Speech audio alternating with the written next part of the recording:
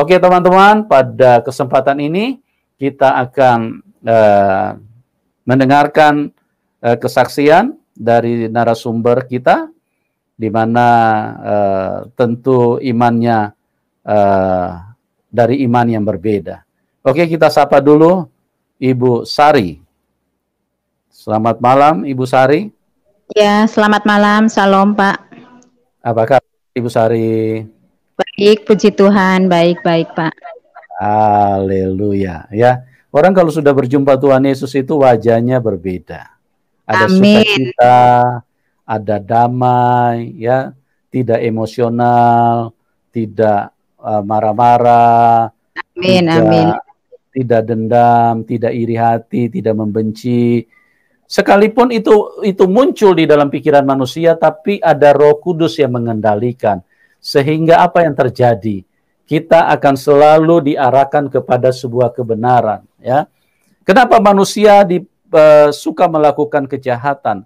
Karena manusia dipenuhi dengan kebencian, iri hati. Ya, ada orang yang pindah agama, dia benci, dia marah sekali. Bahkan dia lakukan hal-hal yang bisa merugikan orang lain. Ya, kebencian itu bukan dari Tuhan, teman-teman. Kebencian itu dari setan. Ya, jadi jangan sampai Anda dikuasai setan, tetapi Anda mengira bahwa Anda adalah orang yang bertuhan. Hati-hati, setan ini permainannya sangat-sangat jahat dan sangat licik. Tetapi orang yang berjumpa dengan Tuhan akan terpancar kasih yang menyejukkan bagi banyak orang. Terima kasih Ibu Sari sudah hadir di tengah-tengah kita. Dan pada kesempatan ini saya akan diskusi dengan Ibu. Saya akan coba menggali bagaimana Ibu di dalam iman Ibu yang sebelumnya, ya. Ibu adalah seseorang yang berasal dari iman yang berbeda, yaitu dari Muslim, atau dulunya kan beragama Islam, ya Bu? Iya Pak. Ya. Nah, Ibu bisa ceritakan nih kepada kami bagaimana kehidupan Ibu di dalam keislaman waktu masih sebelum mengenal Tuhan Yesus. Misalnya kegiatan-kegiatan apa saja yang Ibu lakukan? Ibu belajar di sekolah seperti apa tentang agama, orang tua mendidik seperti apa, atau mungkin Ibu di pesantren, atau mungkin di pendidikan-pendidikan pengajian. Ibu bisa ceritakan dulu kepada kami, seperti apa Ibu dulu di dalam agama Ibu yang sebelumnya. Silakan Ibu. Ya, Shalom. Terlebih dahulu saya perkenalkan, nama saya Sari. Saya punya suami, punya 3 anak. Anak saya yang paling besar sudah bekerja sambil kuliah. Anak saya yang kedua perempuan, kelas 3 SMK. Dan sama Tuhan dikasih bonus lagi, adik kecil yang saat ini berumur 3 tahun setengah. Bersyukur saya sampai tempat ini dengan tidak kurang suatu apapun, itu penyertaan Tuhan. Tadi kami dengan rombongan berangkat dari Temanggung jam 6 dan sampai di Semarang jam 8 malam. Pada kesempatan malam hari ini saya mau menyaksikan atau bercerita tentang masa kecil dulu saya terlebih dahulu. Saya dilahirkan dari keluarga Muslim, orang tua, kakak-kakak saya Muslim semua sampai saat ini. Dan seperti pada umumnya saya sekolah sampai kelas 6 SD, dan setelah itu saya lulus, dan kedua orang tua saya rindu untuk menyekolahkan saya atau memasukkan saya ke pondok pesantren. Dan pada saat itu saya mengikuti apa yang menjadi kerinduan orang tua saya.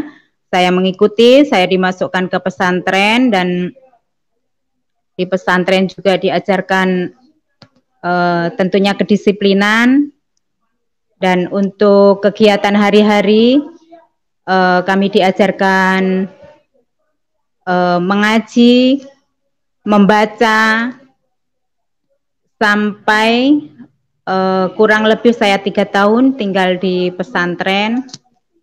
Dan setelah 3 tahun saya keluar dari pesantren, saya sudah menginjak remaja dan saya kepingin bekerja. Dan di masa remaja saya itu, saya jauh dari kedua orang tua. Saya merantau. Pertama kali saya tinggal di Semarang dan pindah ke Bandung, agak lama juga di Bandung. Dan dalam saya bekerja itu saya mengikut orang Kristen. Saya mengasuh anak bayi di sana dan sampai umur 4 tahun, dari baby sampai umur 4 tahun. Ya, Bu Sari, Ibu ya. mungkin bisa ceritakan dulu pendidikan yang Ibu terima di di pesantren seperti apa, terus di orang tua seperti apa, atau mungkin di sekolah seperti apa pendidikannya. Ya, misalnya disuruh sholat, suruh ngaji atau apa gitu. Ya, seperti apa dulu Ibu dididik pada waktu itu? Sewaktu sebelum masuk pesantren, seperti biasa orang tua mengajarkan untuk ngaji dengan anak-anak di kampung gitu, untuk sholat 5 waktu seperti itu, Pak. Terus ya, ketika masuk di pesantren juga diajarkan seperti itu, tapi lebih ditekankan untuk belajar membaca bahasa Arab, dan yang mana saya juga kurang mengerti gitu. Ya. Untuk tingkatan-tingkatan di pesantren itu kan ada kitab apa, saya juga udah nggak ingat gitu kan. Yang jelas hanya diajarkan untuk membaca dan membaca gitu, Pak. Oke.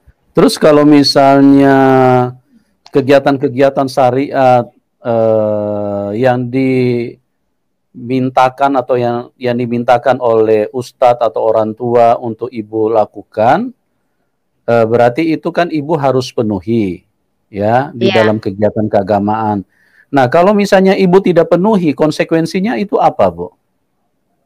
Ya, orang tua memberitahu kalau kamu tidak lakukan ini, misalnya sholat 5 waktu, kamu tinggalkan gitu kan, kamu dosa, cuman seperti itu aja. Cuma dikatakan dosa aja. Ya. Oke. Terus kalau di pesantren, konsekuensinya apa? Kalau ibu kan sempat mengenyam pendidikan juga dari pesantren. Apa yang Ibu terima konsekuensinya kalau Ibu tidak melakukan istilahnya didikan-didikan yang ada di dalam pesantren? Kalau zaman saya itu waktu dulu kalau tidak melakukan apa yang diperintahkan sama Pak Ustadz gitu ya, paling kasih hukuman untuk bersihin kamar sebelah atau untuk memasak buat teman-teman sekamar begitu, Pak. Kalau dikasih tugas begitu ya? Iya. Kasih tugas lebih? Iya. Oke. Terus ajaran-ajaran yang Ibu pahami itu seperti apa? Misalnya berinteraksi dengan misalnya dengan non Muslim, dengan Kristen, itu seperti apa yang Ibu pahami pada waktu itu? Bagaimana didikan dari ustadz-ustadz yang mengajar pada waktu itu, Bu? Kalau untuk berbeda keyakinan itu tidak pernah diberitahu, Pak. Jadi yang diajarkan hanya kalau di Islam tuh harus begini, harus sholat 5 waktu, misalnya begitu. Tidak ada misalnya kalau dengan orang Kristen jangan dekat-dekat, atau mungkin kalau dengan orang Kristen itu kafir. Ada nggak Ibu menerima misalnya doktrin seperti itu pada waktu Ibu masih di Muslim dulu? Iya, waktu kecil itu begitu. Kalau di keyakinan selain Islam itu disebutnya kafir begitu. Iya, iya, iya. Ya, mengajarkan itu dari apa? Dari orang tua atau dari ini? Dari pesantren loh. Dari ustadz, ngaji dulu waktu kecil di kampung, Pak. Oh, dari ustadz ngaji dulu. Iya. Terus bagaimana diajarkan kalau selain Islam berarti kafir? Terus bagaimana dalam pergaulan? Apa yang ibu pahami dengan ajaran misalnya kalau selain Islam berarti kafir. Nah, terus bagaimana ibu berinteraksi dengan di luar gitu loh? Dengan kalau keluar kan berhadapan dengan tentu ada yang non Muslim gitu loh. Bagaimana ibu punya ini? Sewaktu saya kecil itu malah belum pernah bertemu dengan berteman pun belum pernah, kalau semasa sekolah belum pernah berteman dengan orang yang beda keyakinan gitu, Pak. Tetapi setelah remaja, setelah bekerja, saya sudah berteman, bahkan mengikut bekerja dengan orang Kristen. Oh, jadi ibu kerja di perusahaan yang pemimpinnya adalah Kristen. Iya. Oke, oke. Terus ibu dalam kondisi seperti itu, apa yang ada di dalam hati ibu? Ini tempat kerja saya kafir nih. Atau ibu dengan melihat suasana seperti itu, apa yang ada di dalam pikiran ibu pada waktu itu? Pada waktu itu saya nggak ada pikiran saya mengikut orang kafir, begitu tidak ada, Pak. Bahkan saya kan mengantar anak-anak bosnya itu pergi sekolah minggu, mengikut ke gereja, begitu. Ya. Ya, ya. Padahal ibu pernah mengenyam pendidikan di pesantren ya selama berapa 3 lama tahun. waktu itu? 3 tahun. 3 tahun ya. Iya. Ya, ya, ya. Oke, oke, oke, baik Bu. Terus di dalam menjalani itu, ibu termasuk orang yang taat apa bagaimana? Di dalam keislaman pada waktu itu? Iya, saya termasuk orang yang taat, Pak. Ya, misalnya apa saja yang ibu taati pada waktu itu? Kegiatan apa saja? Ya, yang pertama tentunya sholat 5 waktu, kewajiban orang Muslim gitu kan. Terus mengikuti pengajian-pengajian seperti itu, Pak. Iya, iya, iya. Terus apa lagi? Puasa? Puasa, ya. Terus apa lagi, Bu? Ya, kalau diajarkan sama orang tua tentunya kan hal-hal yang baik-baik, Pak. Meskipun orang tua saya masih Muslim juga, cuman bergaul juga tidak boleh sembarangan seperti itu. Iya, iya, iya. Jadi ibu termasuk orang yang taat ya di dalam keagamaan pada waktu itu ya? Iya, mengikuti nasihat orang tua. Apa motivasi ibu menjadi orang yang taat? Motivasi saya ya untuk menyenangkan hati orang tua dan tentunya takut dosa gitu, Pak. Karena kan orang tua menyampaikan kamu berdosa kalau tidak begini-begini seperti itu. Menjadi orang yang baik di mata orang tua dan juga tentu di lingkup yang lebih luas ya. Iya, Pak. Terus di dalam perjalanan ibu, bagaimana ceritanya sampai ibu bisa mengenal Tuhan Yesus? Ya, awal mulanya saya mengenal Tuhan Yesus berjalan dari saya menikah dengan suami, karena suami dari Kristen, saya Muslim, dan kami menikah. Meskipun berjalan dalam beberapa waktu, terhitung bulan mungkin, kami masih masing-masing gitu, Pak. Dan masuk tahun pertama kami menikah, kami mempunyai anak yang pertama, kami menikah tahun 2000, dan tahun 2001 kami mempunyai anak yang pertama, mulai timbul pikiran saya itu tidak nyaman gitu, berjalan berumah tangga tapi punya keyakinan masing-masing gitu, Pak. Oh ya, kita balik sedikit dulu, Bu. Di dalam pelajaran-pelajaran yang Ibu terima, baik dari pesantren maupun dari orang tua, atau mungkin di sekolah juga kan ada pendidikan agama. Iya. Ya, Ibu baca Al-Qur'annya bagaimana, Bu? Rajin taat apa bagaimana pada waktu itu? Baca Al-Quran waktu itu masih di anak-anak, masih di SD juga kan ada hatam gitu ya Pak ya. Jadi sampai hatam, sampai 30 juz gitu. Oh, terus Ibu sudah hatam juga baca Al-Qur'annya? Iya, sudah hatam. Terus untuk masuk pesantren kan diulang lagi itu untuk dari awal lagi gitu Pak, sampai 30 juz sampai harus hatam begitu. Iya, ya. Berarti beberapa kali hatam ya kalau dilihat dari perjalanan iman Ibu ya? 2 kali, Pak. 2 kali di kampung anak-anak dan di pesantren 1 kali. Iya, ya, baik. Terus Ibu kalau baca Al-Quran begitu, Ibu paham nggak artinya atau cuman sekedar baca aja? Itu cuman sekedar bisa membaca saja dan artinya saya tidak tahu. Artinya Ibu tidak? Iya, halo. Tidak tahu. Tidak tahu, Pak.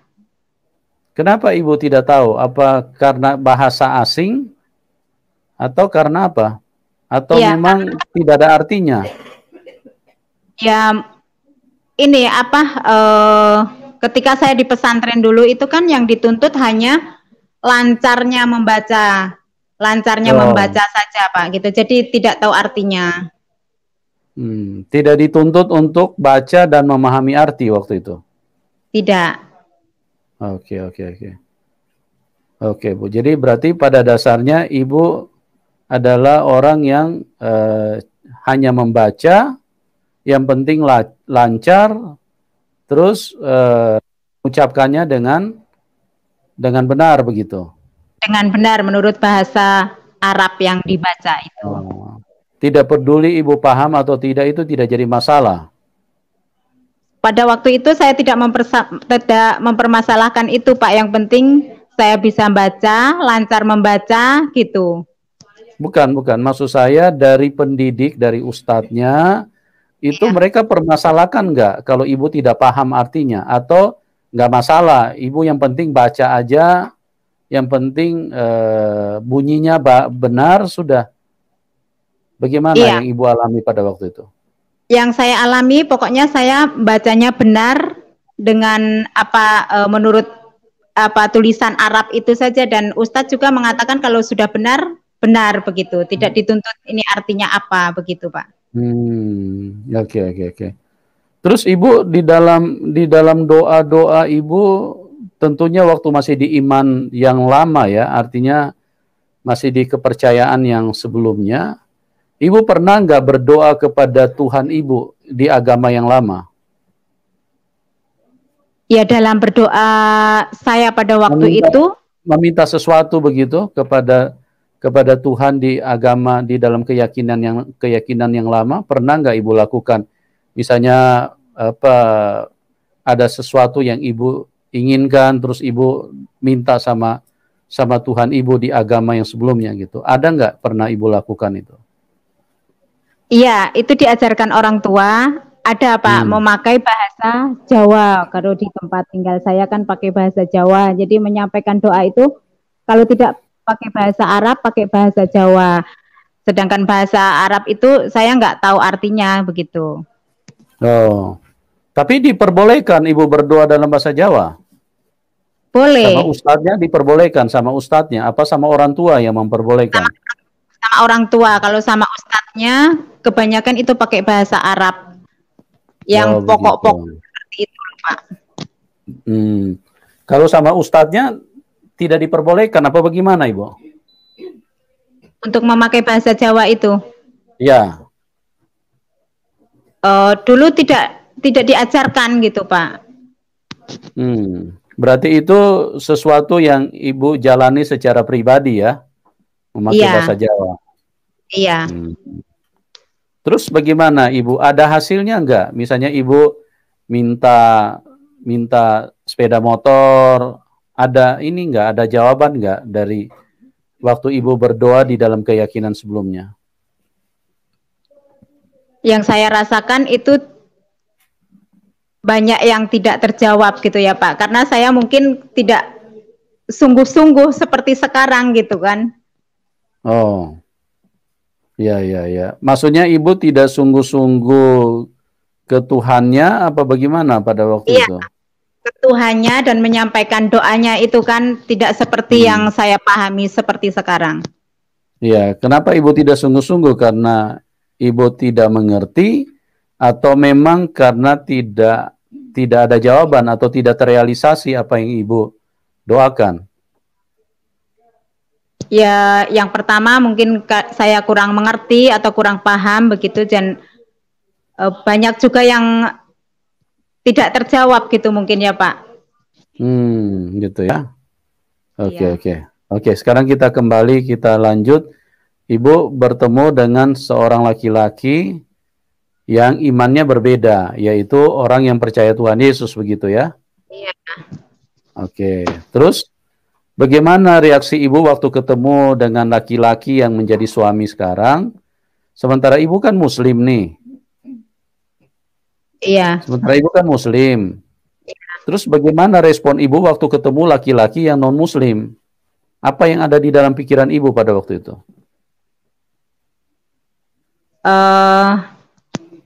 Pertamanya saya tidak tahu kalau suami saya itu mulanya belum tahu kalau ketika pacaran belum tahu kalau agamanya Kristen gitu. Tapi lama kelamaan tahu dan saya tidak masalah gitu, Pak. Oh gitu ya. Tapi memang suami Ibu juga seorang murtadin apa bagaimana nih? Maksudnya bagaimana? Maksudnya suami Ibu itu orang yang dari Muslim juga atau memang dia Kristen dari lahir? Kristen dari lahir suami saya. Oh, Kristen dari lahir ya. Jadi Ibu nanti setelah pacaran baru tahu bahwa laki-laki atau yang sekarang jadi suami dia adalah orang Kristen. Tapi Ibu tidak mempermasalahkan. Tidak mempermasalahkan. Ya. Oke, mic-nya jangan ditutup, Bu. Agak ini supaya suaranya agak besar. Ya. Ya. Ya, agak tangannya agak ke bawah sedikit jari-jarinya. Ya, agak dekat mulut, Bu, supaya lebih besar suaranya. Oke. Nah, terus Ibu berkeluarga. Waktu Ibu berkeluarga dengan cara apa nih? Cara Islam apa Kristen?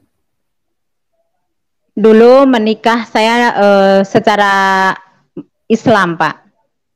Cara Islam. Iya. Berarti suami yang mengalah gitu. Suami yang mengalah gitu dulu tuh. Cuman bukan berarti dia masuk Muslim, memang hanya karena untuk persyaratan-persyaratan. Iya. Ibu yang minta apa suami yang merelakan untuk menikah Islam? Itu dukungan dari keluarga saya gitu, Pak. Oh, jadi Supaya keluarga Ibu iya, meminta supaya pernikahannya dilangsungkan secara Islam. Muslim, secara Iya. Islam. Iya. Oke. Tapi suami tidak berkeberatan. Tidak waktu itu. Nah, keluarga Ibu tahu nggak kalau ini orang Kristen suaminya? Waktu mula-mula kami menikah itu belum, Pak. Kami masih menutupi karena takutnya nanti nggak boleh seperti itu. Makanya dilakukan di secara Islam seperti itu. Iya, iya, iya. Jadi tidak diberitahu ya bahwa iya, waktu itu belum diberitahu. Suami itu adalah ternyata orang Kristen. Iya. Nah, setelah Ibu menikah, tadi Ibu bilang setelah punya anak, terus kemudian mulai timbul satu langkah untuk memikirkan tentang iman daripada anak-anak, begitu ya Bu? Iya, betul. Oke, terus bagaimana kelanjutannya? Ibu bisa ceritakan? Iya. Ya itu tadi awal mulanya saya bingung untuk mendidik anak gitu kan. Nggak mungkin kalau suami sendiri, saya sendiri, dan pada saat itu juga saya mengalami merasa tidak nyaman gitu Pak. Dan Ya. timbul dari hati saya sendiri, saya pribadi untuk mengikut suami, dan lambat laun masih kadang-kadang gitu saya mengikut ibadah, atau pas mungkin setahun sekali pas Natal aja gitu saya ikut ke gereja seperti itu. Iya, Jadi terus waktu ibu mau ikut ke gereja itu perasaan bagaimana? Ibu kan seorang muslim, seorang muslimah gitu loh. Apa yang membuat ibu kok mau berani mau datang ke gereja? waktu itu saya tinggal dengan mertua di Cianjur. Kebetulan di lingkungan situ semua orang Kristen dan dekat gereja gitu. Jadi sangat mendukung gitu, Pak. Oh, jadi sangat mendukung Iya, dan hati ibu juga tidak mempermasalahkan itu ya? tidak mempermasalahkan, dan eh, justru malah merasa nyaman gitu. Oh, merasa nyaman kalau bisa ikut ke gereja. Iya.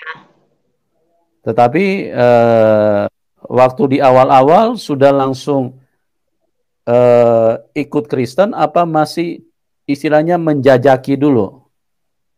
Baru ngikut-ngikut dulu. Masih menjajaki dulu. Iya. Ya, berarti terus bagaimana setelah ibu ikut-ikut dulu itu, apa yang ibu temukan di dalam kekristenan pada waktu itu? Apa yang ibu rasakan, oh ini Tuhannya saya harus ikuti ini gitu loh. Apa yang terjadi dengan ibu pada waktu itu? Ya, mulanya saya ikut kalau di gereja memuji Tuhan gitu. Saya merasa sukacita, merasa senang gitu kan. Hmm. Terus lama-lama dengan dengerin firman Tuhan gitu, saya merasa tersentuh, dan saya semakin yakin gitu bahwa saya harus ikut suami, saya harus ikut masuk Kristen seperti itu, Pak. Ikut Tuhan Yesus. Iya. Oke. Terus kenapa? Berarti ibu ada perbandingan kan? Ibu ikut ke gereja, nyanyi, ada sukacita, dengar firman Tuhan, iman ibu bangkit. Nah, Iya. kalau sebelumnya bagaimana di iman sebelumnya? Apakah ibu tidak merasakan seperti itu? Tidak merasakan seperti itu, dan tidak seluas itu yang saya rasakan dalam pengalaman saya gitu, Pak. Iya, iya, iya. Jadi artinya ibu di iman sebelumnya hanya menjalankan tanpa memahami pengertian yang sesungguhnya ya. Cuman berarti Iya. istilahnya ibu karena memang dari lahir muslim, terus didikan orang tua, terus didikan kegiatan-kegiatan keagamaan, tetapi ibu ternyata tidak paham ya waktu itu ya. Iya. Oke, terus ibu ikut Tuhan Yesus, ibu mulai mengalami sesuatu yang real, Iya. sesuatu yang nyata. Iya, betul. Oke, terus berapa lama ibu istilahnya di dalam mengikuti gereja, ibadah, nyanyi-nyanyi, dengar firman Tuhan, sampai ibu menjadi yakin dan mengambil keputusan untuk mengikut Tuhan Yesus gitu loh. Berapa lama ibu menjalani itu? Itu kurang lebih 2-3 tahun, Pak. Sampai saya rundingan dengan suami setelah saya yakin untuk mengikut Tuhan Yesus gitu kan. Jadi kami dulu nikahnya di KUA, dan kami diulang untuk diberkati di gereja seperti itu. Dulu nikahnya di KUA. Iya. Oh, terus kemudian setelah ibu yakin ikut Tuhan Yesus, kemudian nikah ulang, Iya, pemberkatan di gereja. pemberkatan di gereja, iya. Dalam jangka waktu kurang lebih 2 atau 3 tahun begitu ya? 2 tahun, iya. Saya punya anak 1 itu, Pak. Iya. Nah, itu berarti Ibu sudah, keyakinannya sudah begitu kuat sehingga Ibu memutuskan untuk meninggalkan agama Ibu yang lama. Iya. Nah, apa yang terjadi setelah Ibu putuskan itu? Bagaimana dengan kondisi iman Ibu, kondisi rohani Ibu setelah Ibu ikut Tuhan Yesus? Ya, tentunya saya bisa lebih memahami apa yang harus saya lakukan, apa yang menjadi kehendak Tuhan, seperti itu. Jadi ketika saya mengikut Tuhan Yesus, saya bisa lebih bisa mengendalikan diri, lebih bersabar menghadapi segala sesuatu, seperti itu, Pak. Jadi itu yang saya rasakan itu adalah penyertaan Tuhan, pertolongan Tuhan. Ya, dengan pengertian bahwa Tuhan Yesus itu adalah Tuhan yang nyata dan bisa mengubahkan sikap Ibu ya, sifat Ibu gitu ya. Iya. Iya, iya. Sifat yang paling menonjol yang berubah itu sifat apa, Bu? Setelah Ibu ikut Tuhan Yesus, misalnya dulu istilahnya ada hal-hal yang membuat Ibu juga artinya tidak nyaman dengan sifat seperti itu. Setelah ikut Tuhan Yesus kok jadi berubah jadi baik gitu loh. Apa sifat apa itu yang paling menonjol, Bu? Sifat mungkin yang dulu saya tidak sabaran, jadi saya lebih sabar, lebih bisa mengampuni sama sesama yang mungkin menyakiti atau mengganggu saya, seperti itu.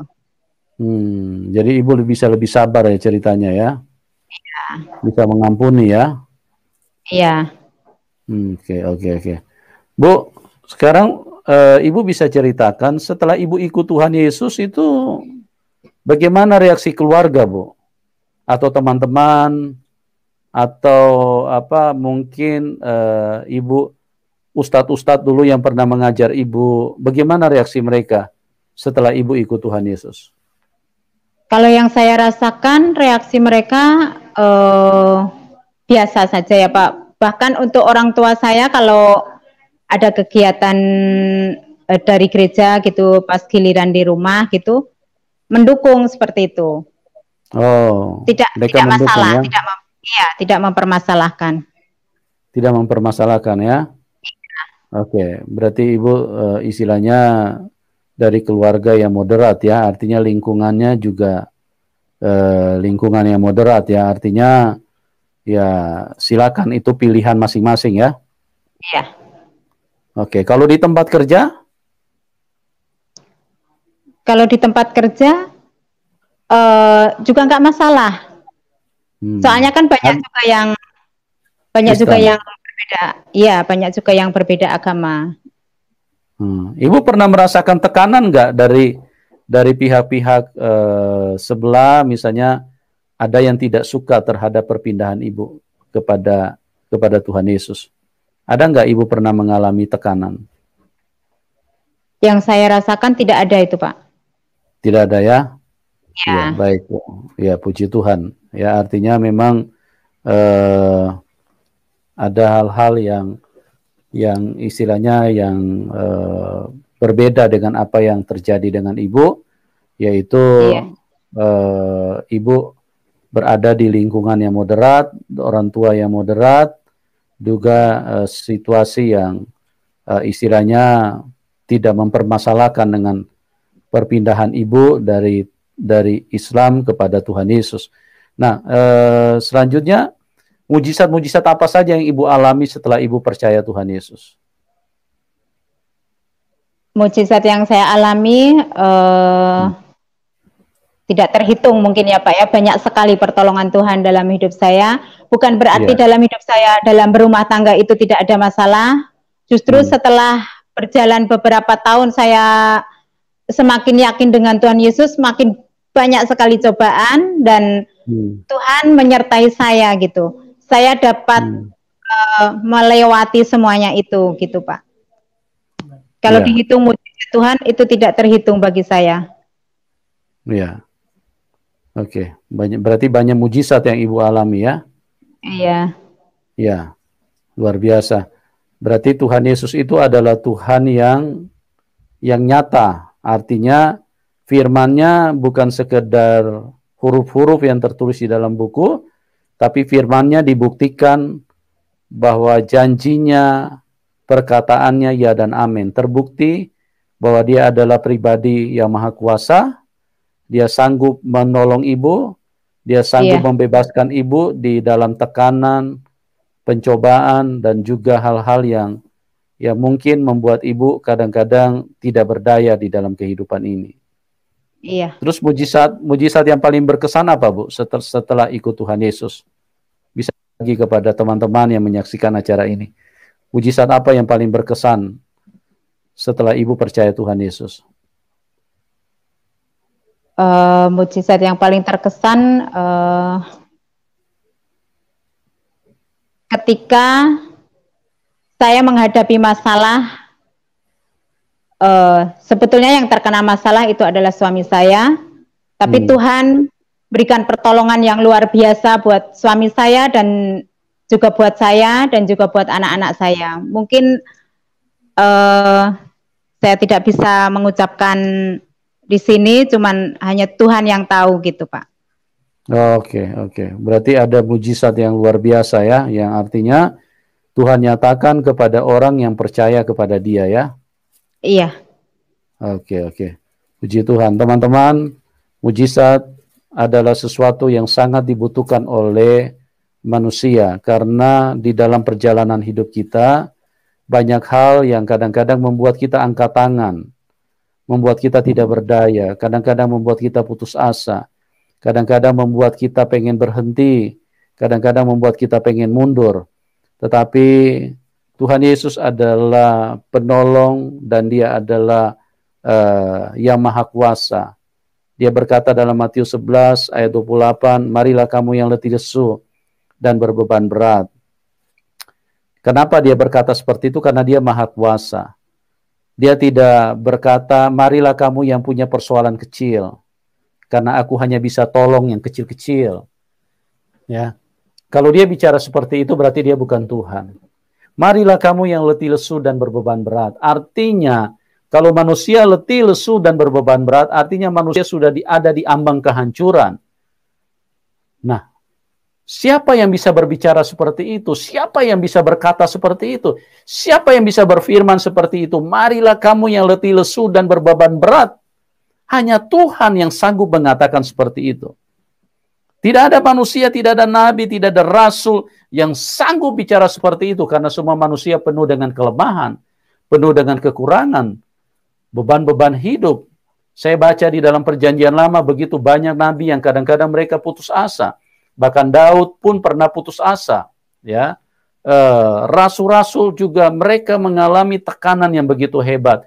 Tidak ada yang pernah berani berkata, marilah kamu yang letih lesu dan berbeban berat, karena aku akan memberikan kelegaan kepadamu.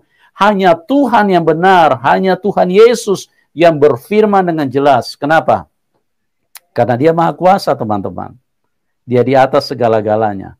Tidak peduli berapapun besar bebanmu. Tidak peduli berapa besar kelesuanmu. Tidak peduli berapa besar keletihanmu. Tidak peduli. Ya, siapa saja yang letih lesu dan berbeban berat, aku akan memberikan kelegaan kepadamu. Dan dengar baik-baik. Firman Tuhan adalah firman kebenaran. Karena apa? Karena Dia tidak berkata, marilah kamu orang-orang Kristen, ya, karena aku akan menolong kamu. Kalau dia seperti itu, dia bukan Tuhan. Itu penyesat itu kalau dia seperti itu. Karena kalau Tuhan itu untuk semua bangsa, untuk semua manusia, untuk siapa saja. Makanya firman-Nya sempurna. Tidak ada celah sedikit pun. Marilah kamu yang letih lesu dan berbeban berat. Kalau dia hanya Tuhan orang Kristen, saya tidak mau ikut dia. Berarti dia penyesat. Ya, makanya Tuhan Yesus punya firman itu luar biasa. Marilah kamu yang letih lesu dan berbeban berat, karena aku akan memberikan kelegaan kepadamu. Oh, haleluya. Siapapun Anda, jika Anda letih, Jika Anda lesu, jika Anda punya beban berat, Tuhan Yesus menanti Anda. Tuhan Yesus mengundang. Tuhan Yesus ingin merangkul. Tuhan Yesus ingin supaya Anda tertolong, Anda dibebaskan dari keletihan, dari kelesuhan, dari beban berat, dari semua apa yang membuat Anda menjadi tertati-tati di dalam hidup ini. Dia cinta semua manusia, dia mengasihi kita. Bu Sari, Iya. pertanyaan saya nih, kira-kira ada keinginan Ibu nggak untuk meninggalkan Tuhan Yesus? Kalau misalnya Tidak ada ada. tawaran nih, ada tawaran dari keluarga atau dari teman-teman yang dari seberang, dari agama Islam, ayo Ibu Sari balik lagi ke ini, nanti kami akan bantu atau tolong atau misalnya kasih apa? Kasih dukungan. Kira-kira Ibu ada kepengen nggak untuk balik, Bu? Tidak, karena saya sudah punya penolong dan pembantu yang luar biasa, yaitu Tuhan Yesus. Haleluya, ya. Orang kalau berjumpa dengan Tuhan yang benar, dia akan begitu kuat dan dia akan begitu pasti, begitu yakin, ya.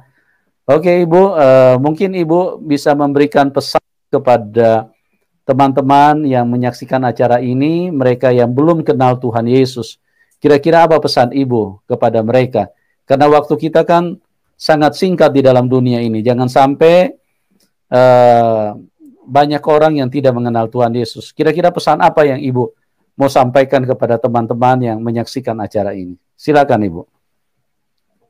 Baik, buat teman-teman yang menyaksikan acara pada malam hari ini, saya secara pribadi rindu buat teman-teman agar jangan lambat untuk mengenal dan mengikut Tuhan Yesus, karena kita hidup di dunia ini hanya mampir saja dan kita akan kembali ke rumah Bapa yang kekal, yaitu Tuhan Yesus Kristus. Mungkin itu yang bisa saya sampaikan, Pak. Terima kasih. Oke, baik Ibu. Terima kasih. Dan teman-teman, demikianlah apa yang bisa dibagikan Ibu Sari pada malam hari ini. Bagaimana perjumpaannya dia dengan Tuhan Yesus Kristus. Dan kiranya ini bisa menguatkan, memberikan manfaat bagi banyak orang. Dan juga bisa menjadi pencerahan bagi orang-orang yang belum kenal Tuhan Yesus. Supaya kita bisa mengalami hal-hal yang apa yang menjadi kerinduan kita selama ini. Yang terutama adalah supaya kita bisa masuk surga. Karena di dalam Tuhan Yesus Kristus ada kepastian, di dalam Tuhan Yesus ada jaminan yang sempurna, ya. Tidak ada mudah-mudahan atau tidak ada istilahnya kata-kata yang mengandung keraguan. Tetapi di dalam Tuhan Yesus itu adalah ada kepastian yang sempurna bahwa hanya Dia jalan keselamatan. Akulah jalan kebenaran dan hidup. Akulah jalan kebenaran dan hidup. Akulah jalan dan kebenaran dan hidup. Tidak ada seorang pun yang bisa sampai kepada Bapa kecuali melalui aku. Oke, teman-teman, doa kami buat Anda semua, Tuhan Yesus sumber kebaikan, terus mencurahkan kasih karunia-Nya, supaya kita semua dikuatkan, dan yang belum percaya kepada Dia, kiranya kasih karunia oleh kuasa Roh Kudus menjamah kita semua dan membawa kita pulang ke surga. Tuhan Yesus memberkati kita semua. Terima kasih Ibu Sari buat kesaksian yang luar biasa. Doa kami terima juga buat kasih Ibu. kembali. Ya, puji Tuhan. Dan teman-teman, kita akan berjumpa di program selanjutnya. Dan salam kemenangan buat kita semua. Amin.